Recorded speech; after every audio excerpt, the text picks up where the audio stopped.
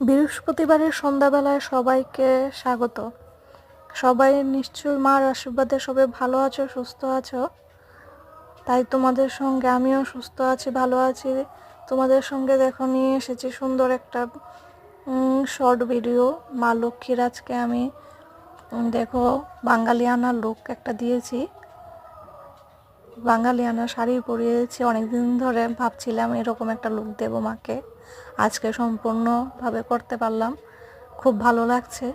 সন্ধ্যাবেলা দেখো মাকে বাঙালিয়ানা লুকে সাজিয়ে রেডি করেছি। কালকে যেহেতু পূর্ণিমা, রাস পূর্ণি, সবে লক্ষ্মী পুজো করো, সবে ভালো থেকো, সুস্থ থেকো।